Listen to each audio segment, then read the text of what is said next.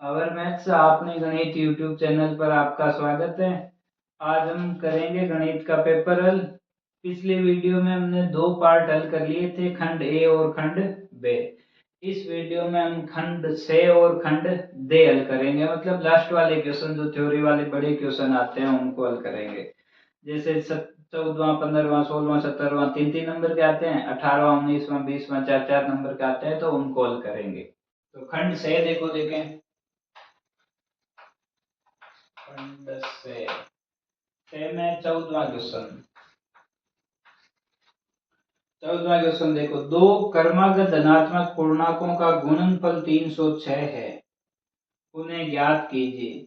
आपको दो क्रमागत धनात्मक पूर्णांक दे रखे हैं, तो एक मान लो x है तो दूसरा कितना होगा, x प्लस 1 होगा। इन दोनों का गुणनफल कितना है, x और x प्लस 1 का गुणनफल है 306। तो गुना करो, देखें एक्स स्क्वायर प्लस एक्स बराबर 306। इधर ले आओ 300 को, x square plus x minus 306 बराबर 0। अब इसको हल कर लो, देखें द्विघात समीकरण बन गई। अब द्विघात समीकरण को हल कर लो मध्य पद विभक्त करके। तो 306 के भाज्य गुणनखंड करो, देखें कितने होते हैं। 306 के 2 से 153 होते हैं क्या, फिर 3 से 51, और फिर 3 से 17, और फिर 17। तो 3 गुना 3 9, 9 गुना 2 18, 18 और 17। X square plus 18x minus 17x minus 17x minus 306 बराबर 0। दो का जोड़ा बना लो, इधर दो का जोड़ा बना लो।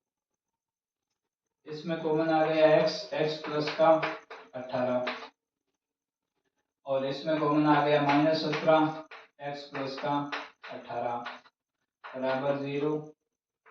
x माइनस का 17 और x प्लस का 18 बराबर 0। तो इसका मतलब हो गया x माइनस 17 बराबर 0 और x प्लस 18 बराबर भी 0। तो x बराबर 17 आ गया और इससे x बराबर माइनस का 18 आ गया। तो हल करने पे माइनस 18 आया, जबकि धनात्मक पूर्णांक का है तो ये मान तो नहीं ले सकते। तो एक तो हुआ x बराबर 17, x का मान 17 आया, तो एक तो हो गया हमारा 17। दूसरा क्रमागत 17 प्लस 1 18। तो दो धनात्मक पूर्णांक आए हमारे पास 17 और 18, जिनका गुणनफल कितना होगा, 306 होगा। तो उन्हें ज्ञात करना है, तो ज्ञात कर लिया। कितना कितना आया, 17 और 18। इसके अथवा वाला क्वेश्चन देखो। अथवा में पूछा एक आयताकार पारक की लंबाई उसकी चौड़ाई से 15 मीटर अधिक है। तो मान लेते हैं चौड़ाई x है, चौड़ाई को कितना मान लें, x। तो लंबाई कितनी हो जाएगी, लंबाई है चौड़ाई, लंबाई उसकी चौड़ाई से 15 अधिक है, तो x प्लस 15 हो जाएगी। ये मीटर और ये भी किसमें, मीटर में। यदि उसका क्षेत्रफल 250 मीटर स्क्वायर है तो पारक की विमाएं ज्ञात कीजिए। पारक का क्षेत्रफल क्या होता है, आयताकार पारक है तो लंबाई गुना चौड़ाई, मतलब x प्लस 15 बराबर कितना, 250। ये हो गया x का स्क्वायर प्लस 15x बराबर 250। द्विघात समीकरण बन गया, x square plus 15x minus 250 बराबर 0।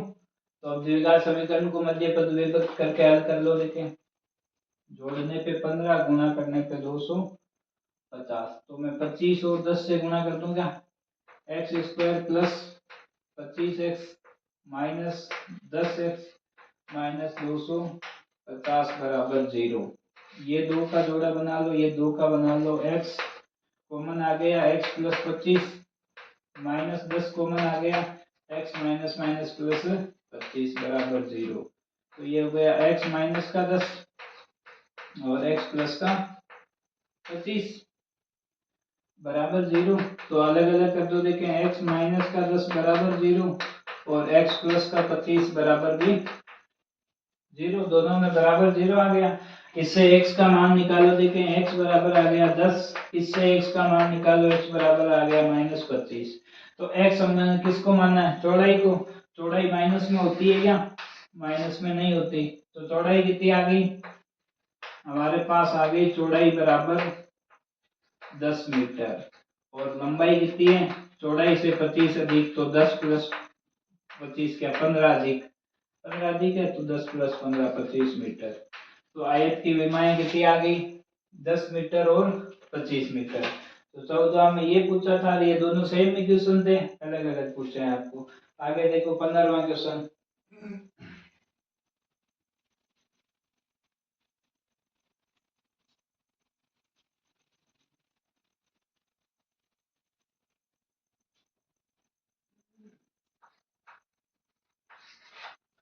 15वां क्वेश्चन देखो, देखें।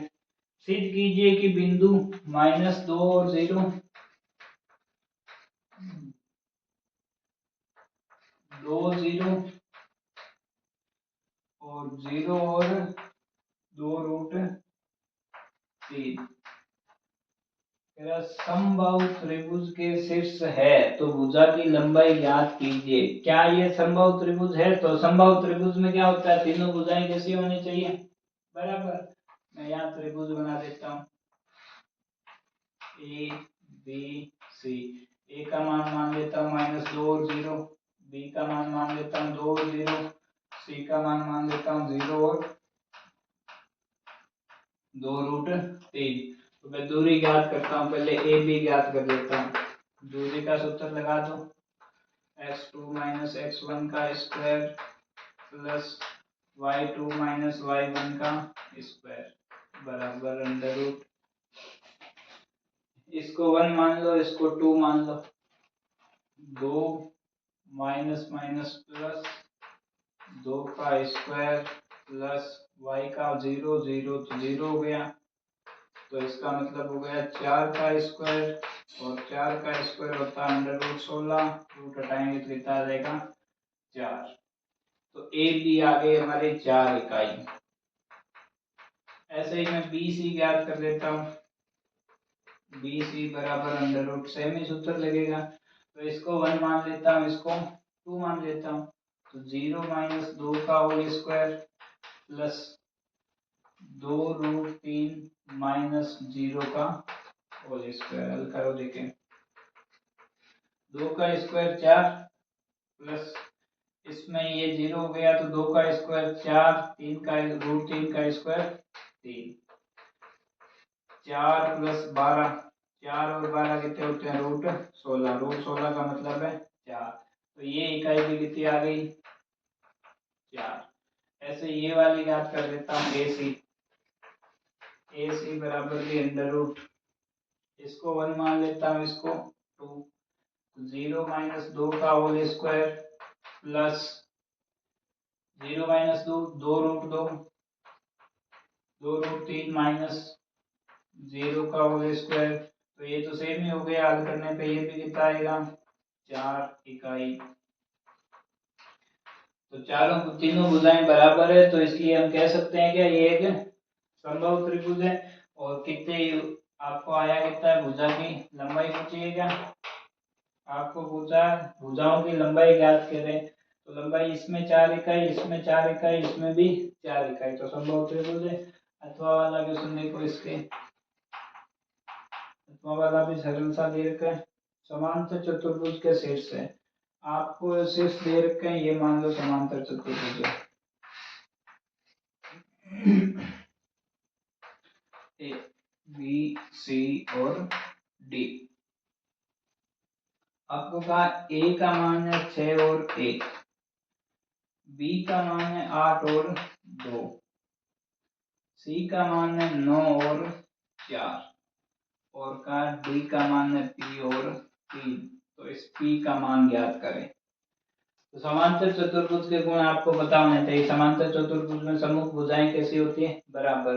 तो हम एक तो ऐसा कर सकते हैं, इन दोनों की दूरी ज्ञात कर लें, इनके बीच की दूरी ज्ञात कर लें, दोनों को बराबर रख दें तो पी का मान आ सकता है। या इनकी दूरी ज्ञात कर लें, या अनुपात वाला सीधा देखो, समांतर चतुर्भुज की भुजाएं कैसी होती है, भुजाएं क्या। समांतर चतुर्भुज की विकर्ण है वो समद्विभाजित करती है, 1:1 में विभाजित करती है। तो मैं पहले इससे इस बिंदु O के निर्देशांक ज्ञात कर लेता हूँ। समद्विभाजित कर रही है 1:1, तो ये निर्देशांक होंगे x1 + x2 बटा 2, y1 + y2 बटा 2, तो 6 + 9 बटा 2, 1 + 4 बटा 2, 6 और 9 कितने होते हैं, 15 होते हैं ना, 15 बटा 2 और 5 बटा 2। इससे निर्देशांक ये आए। अब मैं इससे ज्ञात कर लेता हूँ, इस विकर्ण से ये भी तो समद्विभाजित कर रही है, तो इससे मैं ज्ञात कर लेता हूँ p + 8 बटा 2 और 3 + 2 बटा 2, तो ये तो वापस 5 हो गया। ये किसके बराबर है, ये इसके बराबर है, तो मैं कह सकता हूँ p + 8 बटा 2 बराबर 15 बटा 2। 2 से 2 कट गया, p बराबर आ गया 15 - 8, p का मान कितना आ गया 7, तो p बराबर कितना आ जाएगा 7 और y का मान 3 है। ये आपके अथवा वाला दे रखा है। आगे देखो, फिर 16वां क्वेश्चन देखो, देखें 16वां क्वेश्चन आपको त्रिकोणमिति वाला दे रखा है।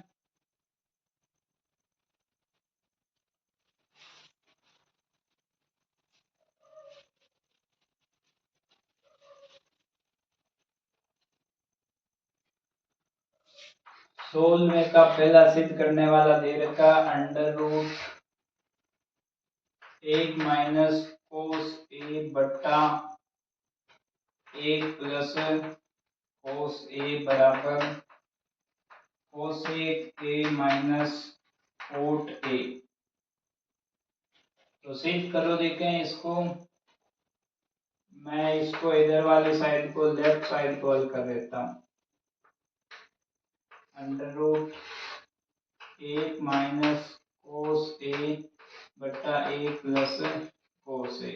मैं रूट हटाने के लिए परिमेयकरण की तरह प्रोसेस करूंगा। यहाँ माइनस प्लस है तो माइनस वाला 1 - cos a बट्टा 1 - cos a से गुणा करनी पड़ेगी। तो या प्लस का हो गया या माइनस का हो गया, तो ये एक सर्वसमीकरण बन गई क्या। इसका मतलब हो गया 1 - cos a का होल स्क्वायर, और इसका मतलब हो गया 1 का square minus cos square a। सर्वसमीकरण लग गई है। तो इसको हम ऐसे भी लिख सकते हैं, ये रूट पूरे में हम लिख सकते हैं 1 - cos a पूरे का whole square, 1 - cos square a। हमें पता है 1 - cos स्क्वायर a में वापस सर्वसमीकरण लगती है, ये हो जाता है sin स्क्वायर a, क्योंकि सर्वसमीकरण क्या है, sin square a + cos square a बराबर 1। तो इसको मैं ऐसे लिख सकता हूँ, क्या यहाँ लिख देता हूँ, अंडर रूट है, यहाँ स्क्वायर है, यहाँ भी स्क्वायर है, तो स्क्वायर हट जाएगा क्या, 1 - cos a बट्टा sin a। इनको अलग अलग लिख देता हूँ, 1 बट्टा sin a minus cos a बट्टा sin a। तो 1 बट्टा sin a होता है cos a के, माइनस ये होता है cot a।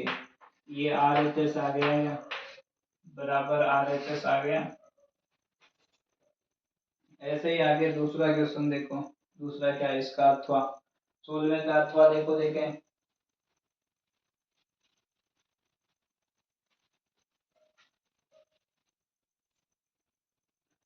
16वें का अथवा आपको दे रखा है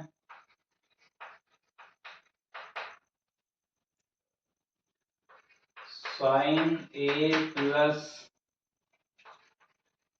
cosec a का whole square plus cos a plus sec a का होल स्क्वायर बराबर 7 plus tan square a plus cot square a। आपको ये हल करना है और ये हल करके ये लाना है। तो यहाँ सर्व समीकरण लगा दो, देखें सीधी सीधी ए प्लस बी के होल स्क्वायर वाली, ये होती है ए का स्क्वायर प्लस बी का स्क्वायर प्लस 2 ए बी। ठीक बात है। ऐसे ही इसमें सर्व समीकरण लगा दो, ये लेफ्ट हैंड साइड हल कर रहे हैं, ये हो जाएगी ए का स्क्वायर प्लस बी का स्क्वायर प्लस 2 ए और बी। अब बराबर ये बीच में प्लस है तो ब्रैकेट से कोई मतलब नहीं है, इसको और इसको साथ में लिखो। देखें साइन स्क्वायर ए प्लस कोस स्क्वायर ए प्लस ये बच गया हमारा कोसेक स्क्वायर ए प्लस ये लिख दो सेक स्क्वायर ए प्लस ये देखो 2 साइन ए गुना 1 बटा साइन हो जाएगा क्या कोसेक का 1 बटा साइन ए प्लस ऐसे इसको लिख दो 2 कोसेक गुना सेक के बराबर क्या होता है 1 बटा कोस 1 बटा कोसेक। तो कोस ए से कोस ए कट गया, साइन ए से साइन ए कट गया। ये सर्व समीकरण पूरी कितनी बनाती है 1 प्लस ये कटा तो पीछे 2 बचा गया और ये कटा तो इसमें भी पीछे 2 बचा गया प्लस कोसेक स्क्वायर ए बराबर सर्व समीकरण होती है 1 प्लस टेन स्क्वायर टेन क्या कोट स्क्वायर ए प्लस सेक स्क्वायर ए बराबर सर्व समीकरण होती है 1 प्लस टेन स्क्वायर ए। तो जोड़ो देखें 1 2 3 4 5 6 और 7। तो हम लिख सकते हैं क्या 7 प्लस कोट स्क्वायर ए प्लस टेन स्क्वायर ए। यही हल करना था क्या RHS 7 प्लस टेन स्क्वायर ए प्लस कोट स्क्वायर ए। तो आप इसको हल कर लोगे और साथ में ये लिखोगे कि हमने इसको ऐसा क्यों लिखा है, इसको ऐसा क्यों लिखा है, यहाँ क्या करा है। सरल समीकरण वो सारी आपको साथ में पेपर में लिखनी होती है। तो ये था 16वें का अथवा। अब सेकंड का एक क्वेश्चन और बचा है 17वां, उसको और हल करते हैं। देखें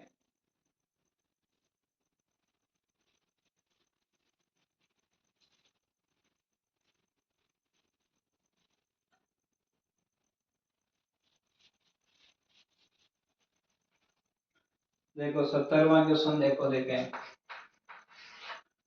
17वां क्वेश्चन आपको क्या कह रहा है, वायु में सल्फर डाइऑक्साइड की सांद्रता को ज्ञात करने के लिए कथित आंकड़ों का माध्य ज्ञात कीजिए। आपको माध्य ज्ञात करना है। आपको दे रखा SO2 की सांद्रता सारणी बनानी पड़ेगी माध्य ज्ञात करने के लिए, या आपको दे रखा बारंबारता।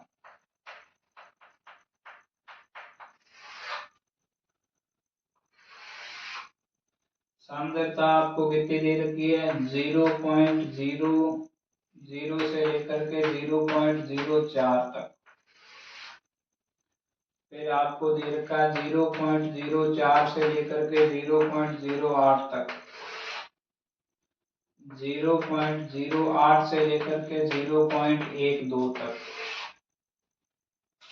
0.12 से लेकर के 0.16 तक, 0.16 से लेकर के 0.20 तक और 0.20 से लेकर के 0.24 तक। बारंबारता इसमें दे रखी है 4 9 9 2 4 और 2। तो माध्य ज्ञात करना आपको, माध्य ज्ञात करना तो पहले x ज्ञात कर लो। x ठीक इनके बीच की संख्या होती है, तो 0.00 से 0.04 के ठीक बीच कौन आएगा 0.02। ऐसे इसमें आ जाएगा 0.06, इसमें आ जाएगा 0.10, इसमें आ जाएगा 0.14, इसमें आ जाएगा 0.18 और इसमें आ जाएगा 0.22। x आ गया। ये f होता है मध्य ज्ञात करना, तो एफ एक्स कर लो, एफ एक्स करो, देखें इसको गुणा कर लो, इसको इससे गुणा कर लो, देखें कितना है 0.08 आ गया, 0.08। इसको इससे गुणा करो, देखें 0.54। इसको इससे गुणा करो, देखें 0.9। इसको इससे गुणा करो, देखें 0.28। और इसको इससे गुणा करो, देखें 0.72। और इसको इससे गुणा करो, देखें 0.44। ठीक बात है क्या? या कर लो sigma F. Sigma F I आपको योग दे रखा है या नहीं दे रखा, तो आप योग याद कर लो, देखें कितना योग आया 30। और यहाँ ज्ञात कर लो आप सिग्मा एफ आई एक्स आई, इनको ज्ञात करो, देखें जोड़ो, देखें कितना आएगा 2.92। और एक्स बार बराबर क्या होता है सिग्मा एफ आई एक्स आई बटा सिग्मा एफ, यही होता है, यही सूत्र होता है मध्य ज्ञात करने का। तो ये सूत्र है, आप लिख लो, देखें एक्स बार बराबर सिग्मा एफ आई एक्स आई कितना ज्ञात कर लिया हमने 2.92 बटा सिग्मा एफ कितना है 30। तो एक्स बार बराबर हमारा आ जाएगा, भाग दे लो, देखें भाग देने पे आएगा 0.097। तो मध्य कितना आएगा 0.097। ये आ गया आपका मध्य। आगे अथवा में बहुलक पूछा तो उसको और कर लेते हैं, बहुलक को, बहुलक वाली सारणी बनाओ, देखें पेपर में आप।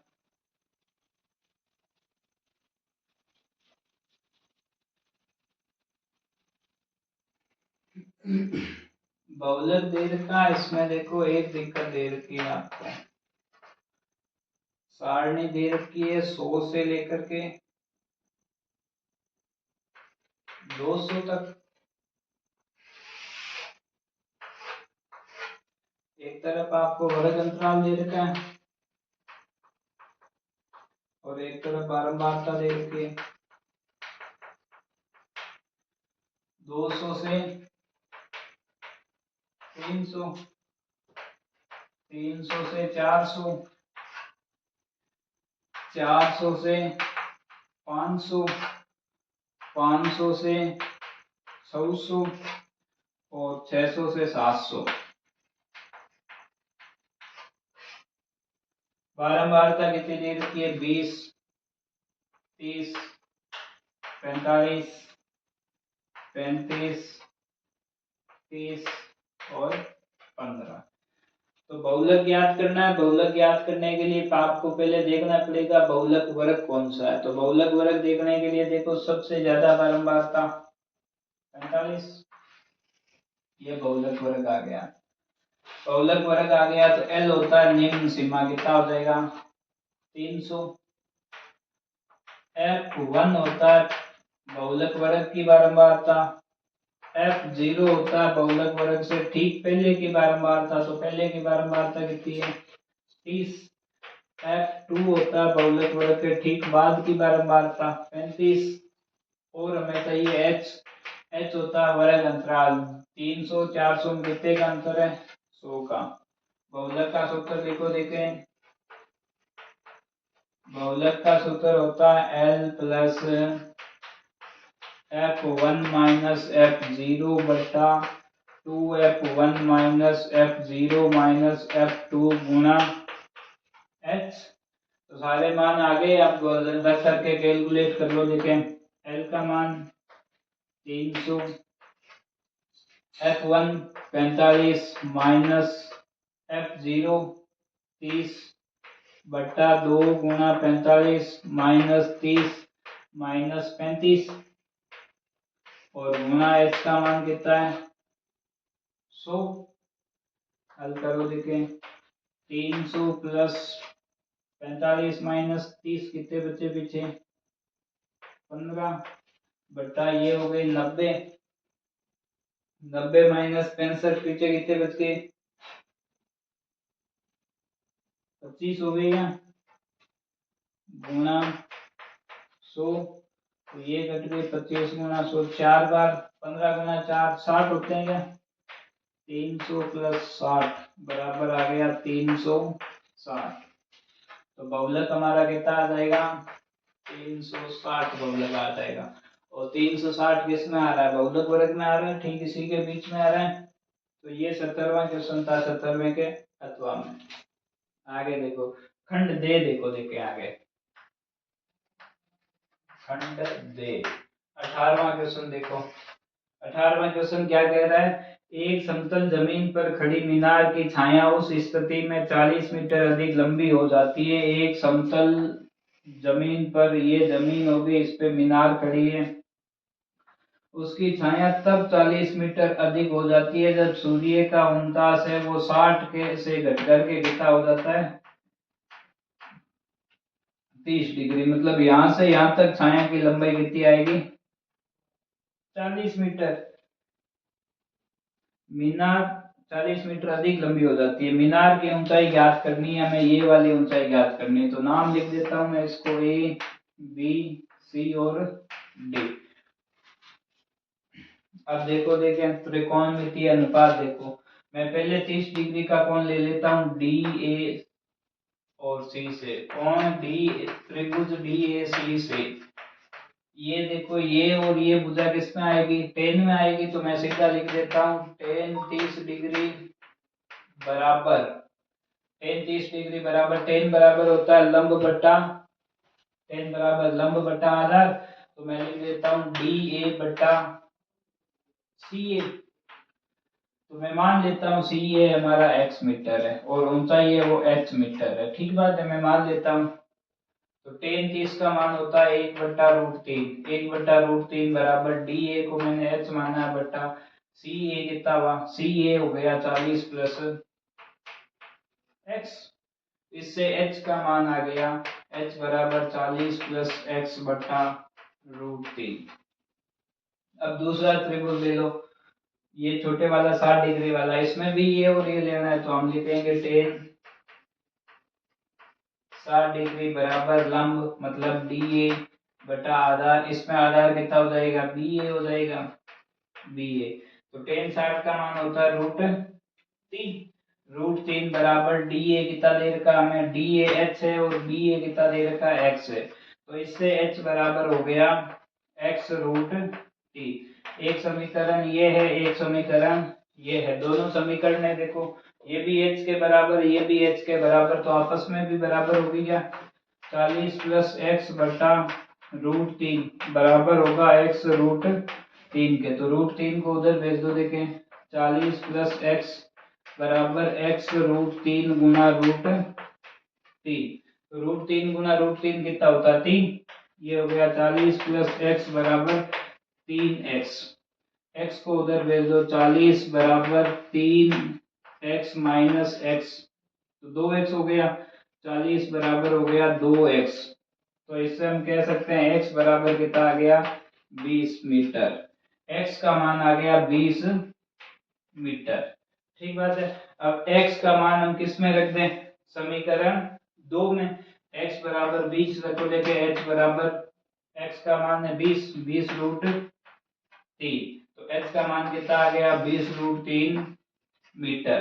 तो हमें मीनार की ऊंचाई ज्ञात करनी थी, तो हम कह सकते हैं मीनार की ऊंचाई बराबर, मीनार की ऊंचाई बराबर आ गई 20√3।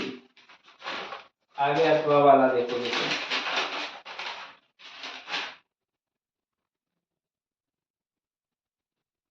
18वें का अथवा क्वेश्चन देखो, देखें सेम इसी प्रश्नावली से, इसी से संबंधित है, त्रिकोणमितीय अनुपात से।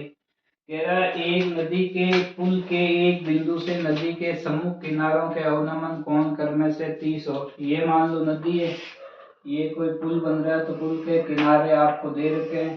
एक किनारे से तो कोण बन रहा है 30 का, इसका मान लेते हैं 30 का बन रहा है, इसका मान लेते हैं 45 का। यदि पुल किनारों से 3 मीटर की ऊंचाई पर है, पुल की ऊंचाई आपको कितनी दे रखी है? 3 मीटर। तो नदी की चौड़ाई ज्ञात कीजिए। मान लो आप ये ए बी सी और डी, आपको ये पूरी चौड़ाई ज्ञात करनी है। नदी की चौड़ाई पूरी है, तो ये पूरी ज्ञात करने के लिए कौन, एक बार त्रिभुज ये ले लो, एक बार ये ले लो। आपको दे रखा है, ये दे रखा है, ये आधार होगा, तो इसके लिए कौन सा अनुपात लोगे, 10 वाला। तो सीधा सीधा ले लो। देखिए पहले त्रिभुज बी ए बी सी से, ये अथवा वाला क्वेश्चन है, 18वें का अथवा, ठीक बात है। तो tan 30 डिग्री, tan 30 डिग्री बराबर क्या होगा, ए सी बट्टा बी सी। tan 30 डिग्री मतलब 1/√3 बराबर ए सी 3 है, बी सी को बी सी रहने दो। तो बी सी बराबर कितना आ गया, 3√3 मीटर। ऐसे ही वो त्रिभुज ले लो, त्रिभुज ए सी डी से, इसमें भी tan 45 डिग्री बराबर क्या हो जाएगा, ए सी बट्टा सी डी, क्योंकि tan बराबर क्या होता है, लंब बट्टा आधार। तो tan 45 का मान 1 होता है, हमें पता है। ए सी बराबर कितना दे रखा, 3 सी डी बराबर कितना आ गया, 3 मीटर। सी डी 3 मीटर आ गया। अब आपको पूरी नदी की चौड़ाई पूछी है, नदी की चौड़ाई, तो आप लिख दोगे नदी की चौड़ाई बराबर B C plus C D. तो बी सी हमारे कितनी आई है, 3√3 प्लस सी डी कितनी आई है, 3। तो इसमें 3 कॉमन आ गया, हमारा उत्तर आ गया 3,3√1 मीटर। या आप √3 का मान भी रख सकते हो, 1.723 होता है, या √3 का मान रख के भी हल कर सकते हो। इतना ही हल करते हो तो भी कोई दिक्कत नहीं आएगी। 1.732 प्लस 1, तो इसको आप हल करके देख सकते हो। तो ये 18वां क्वेश्चन था। अब आगे 19वां क्वेश्चन देखते हैं।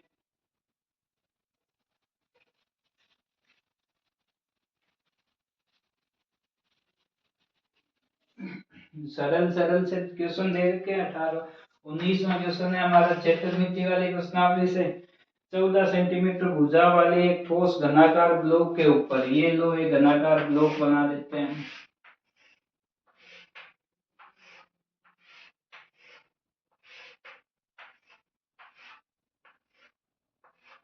भुजा कितनी है इसकी, 14 सेंटीमीटर के एक प्लग के अंदर अर्ध गोलाकार गड्ढा इस प्रकार काटा गया है कि अर्ध गोले का व्यास घन के किनारों के बराबर। इससे एक अर्ध गोलाकार गड्ढा काटा गया है यहाँ से, ठीक बात है। तो आप देखोगे इसका ऊपर का भाग कैसे होगा, घन का ऊपर का भाग ये होगा, इसमें से ऐसे गोला कटेगा। तो आप देखोगे ये कॉर्नर वाला भाग बचेगा, ठीक बात है। क्षेत्रफल ज्ञात करना है, शेष बचे ठोस का क्षेत्रफल ज्ञात करना, तो ज्ञात करो। देखिए इसका पूरे का क्षेत्रफल ज्ञात कर लो। घन की भुजा ए बराबर आपको दे रखा 14 सेंटीमीटर, व्यास कितना होगा 14 सेंटीमीटर, तो आर त्रिज्या कितनी हो जाएगी 7 सेंटीमीटर, 14/2 7 हुआ। सीधा मैं क्षेत्रफल के लिए लिख देता हूँ कैसे होगा। क्षेत्रफल बराबर घन पूरे का क्षेत्रफल 6a का स्क्वायर प्लस इस अर्ध गोले का वक्र पृष्ठीय क्षेत्रफल मतलब 2 पाई आर स्क्वायर। इसमें से ये क्षेत्रफल घटा देंगे क्योंकि ये कितनी बार काउंट हुआ है, 2 बार काउंट हो गया। तो ये गोल है तो वृत्त हो गया, वृत्त का क्षेत्रफल पाई आर स्क्वायर। तो घटाओ देखें, 6a का स्क्वायर ये हो गया पाई आर स्क्वायर। मान रख दो 6 गुणा 1 का मान कितना है 14, 14 का स्क्वायर प्लस पाई का मान 22/7 गुणा 7 गुणा 7, 7 से 7 कट गया, ये हो गया 6 गुणा 196 प्लस ये हो गया 22 गुणा 7 154।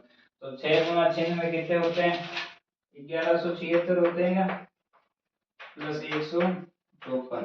तो ये जोड़ो देखें, जोड़ने पे हो गए 1330 सेंटीमीटर स्क्वायर। तो शेष बचे ठोस का क्षेत्रफल कितना आएगा 1330 सेंटीमीटर स्क्वायर। ऐसे ही आगे वाला देखो, देखें अथवा वाला क्वेश्चन क्या कह रहा है।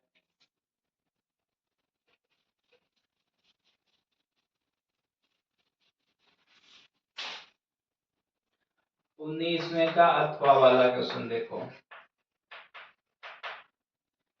कह रहा है एक कलमदान घनाभ के आकार की लकड़ी का बना हुआ है।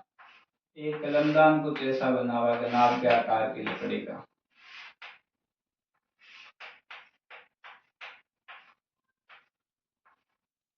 ठीक बात है क्या? जिसमें कलम रखने के लिए 4 शंक्वाकार गड्ढे बनाए गए। इसमें से शंक्वाकार गड्ढे बनाए गए हैं। कितने गड्ढे बनाए गए हैं? 4 शंक्वाकार गड्ढे बनाए गए हैं शंकु के आकार के। घनाभ की विमा आपको दे रखी है। घनाभ की विमाएं कितनी दे रखी है? 15 सेंटीमीटर गुना 10 सेंटीमीटर गुना 3.5 सेंटीमीटर। प्रत्येक गड्ढे की त्रिज्या 0.5 है। इस गड्ढे की त्रिज्या कितनी दे रखी है आपको? r बराबर दे रखा है 0.5 मीटर। और क्या कहा है? गहराई है इसकी, यहां से यहां तक गहराई कितनी है? गहराई मतलब h। ऊंचाई कितनी दे रखी है आपको? 1.4 सेंटीमीटर।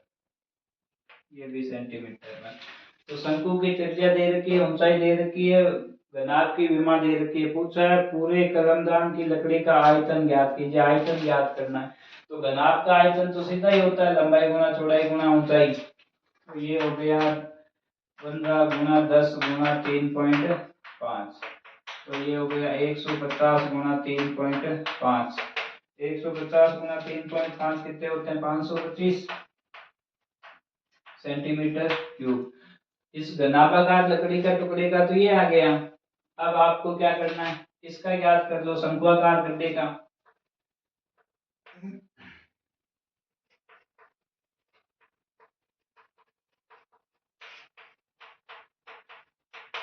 गड्ढे का आयतन तो कितने गड्ढे? 4 है। शंकु का आयतन होता है 1/3 पाई r स्क्वायर h। मान रख दो, देखें 4 गुना 1/3 गुना 22/7 गुना r का मान कितना है? 0.5 गुना 0.5 गुना 1.4। तो 7 से ये काट तो कितनी बार कट गया? 0.2 बार। और कोई कट रहा है क्या? नहीं कट रहा है तो गुना कर लो। 4 गुना 1/3 गुना 22 गुना 25 0.25 हो गएगा 0.2। तो 0.25 है, इसको मैं बट्टा 100 लिख दूं। 1/4 हो गया क्या? तो 4 से 4 कट गया। तो ये हो गया 22 गुना 2 कितने होते हैं? 44। 4.4/3 और 4.4/3 बराबर कितना होता है? 1.467 सेंटीमीटर क्यूब के आसपास होता है। तो शेष आयतन कितना होगा? शेष आयतन बराबर 525 कुल था, उसमें से घटा दो 1.467। तो ये 123 पॉइंट हो जाएगा क्या? ये बच जाएगा हमारा 100 क्या 523.53 मीटर सेंटीमीटर क्यूब। तो शेष लकड़ी का आयतन कितना बचेगा? ये बच जाएगा 523.53 सेंटीमीटर क्यूब। तो ये 19वां क्वेश्चन था। 20वां क्वेश्चन बचा हमारा सांख्यिकी वाला। 20वां क्वेश्चन देखते हैं। देखो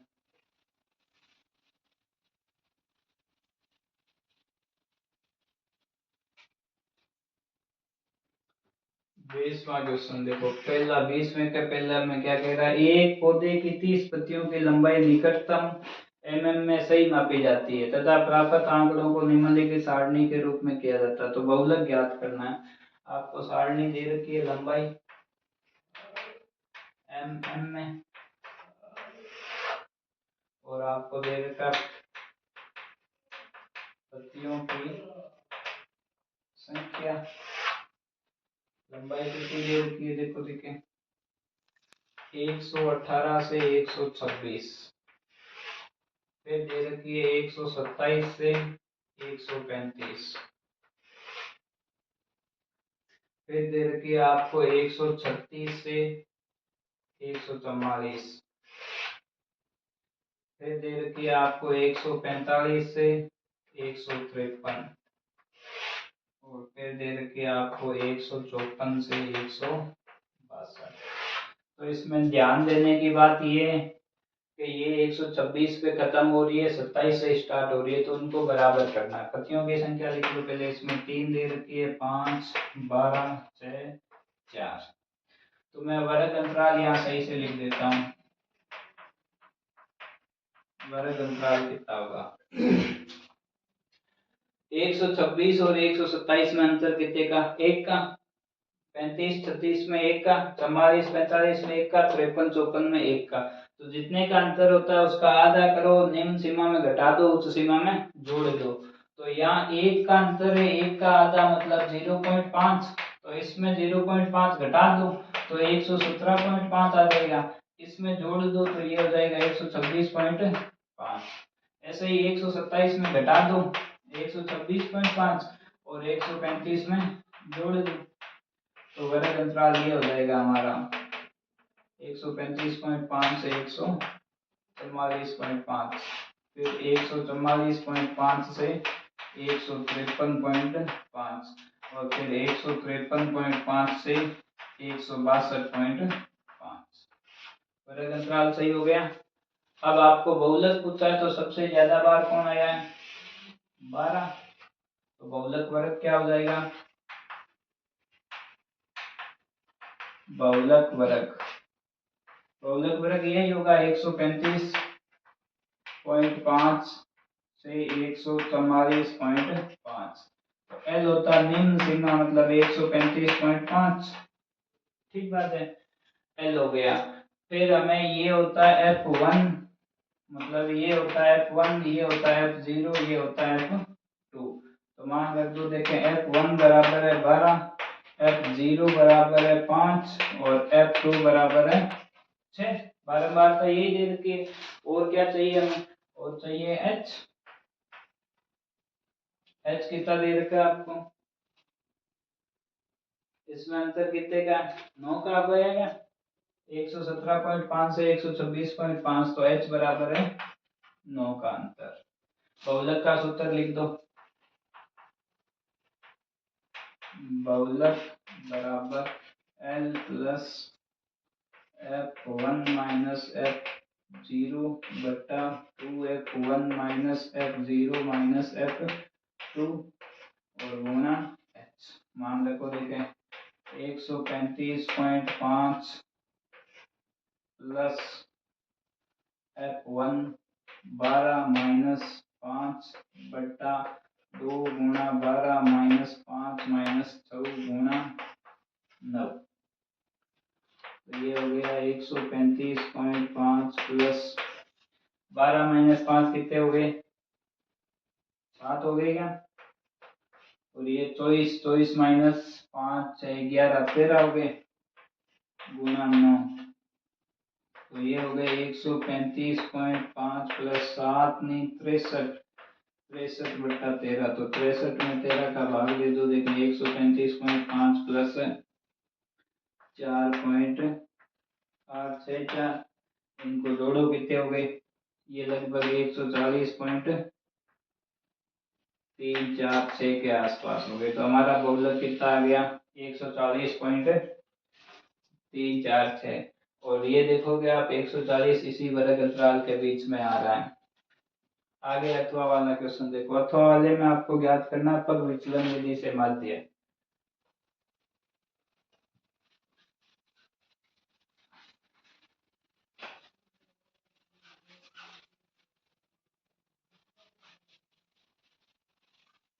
20वें का अथवा। 20वें के अथवा में आपको क्या ज्ञात करना है? पग विचलन विधि से माध्य ज्ञात करना है आपको। देर का सारणी बना लो। दैनिक खर्च, एक तरफ दैनिक खर्च दे रखा, एक तरफ आपको दे रखा है श्रमिकों की संख्या। एक बात है, जो दे रखा है वो लिख लो। देखिए आपको दे रखा 20 से 60, फिर दे रखा है 60 से 100, फिर दे रखा है 100 से 140, फिर दे रखा है 140 से 180। ओके, फिर दे रखा है आपको 180 से 220, और फिर दे रखा है आपको 220 से 260। ठीक बात है। और श्रमिकों की संख्या दे रखी है 2, 3, 7, 6, 6, 6। अब आपको पहले तो x ज्ञात करना पड़ेगा। x ज्ञात करो। देखें x ज्ञात करने का क्या सूत्र होता है, उच्च सीमा प्लस निम्न सीमा बटा 2। मतलब 20 और 60 जोड़ लो और 2 का भाग दे दो। 80 बटा 2 कितने हुए, 40। ऐसे ही आगे वाला कर लो। 60 बटा 100 कितने हुए, 80। और 100 और 140 के बीच का 120, इसके बीच में हो गया 160, इनके बीच में हो गया 200, और इनके बीच में हो गया 240। ठीक बात है। अब आपको पग विचलन विधि ज्ञात करनी है तो पहले कल्पित माध्य मानना पड़ेगा। आप कोई भी कल्पित माध्य मान लो। मैं मान लेता हूं कल्पित माध्य a का मान मैं मान लेता हूं। इनके ठीक बीच का मानना है 160 मान लो। क्या 160। तो d ज्ञात करना। d बराबर होता है xi माइनस a। मतलब x का ये मान माइनस कितना, 160। तो ये ज्ञात करो। देखें 40 माइनस 160 माइनस के कितने बचे, 40 माइनस 160 120। 80 माइनस 160 कितने बचे माइनस के, 80 माइनस 160 80 बच गए। और 120 माइनस 160 कितने बचे, 40। 160 minus 160 0।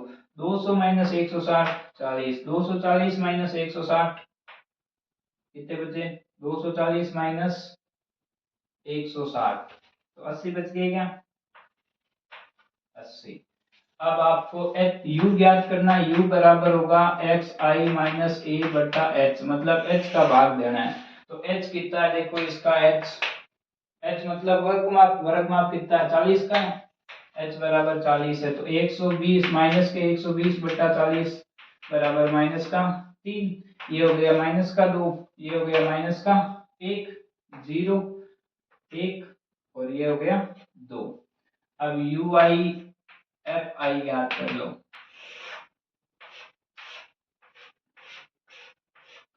You I F I, u को किससे गुना कर लो, f से।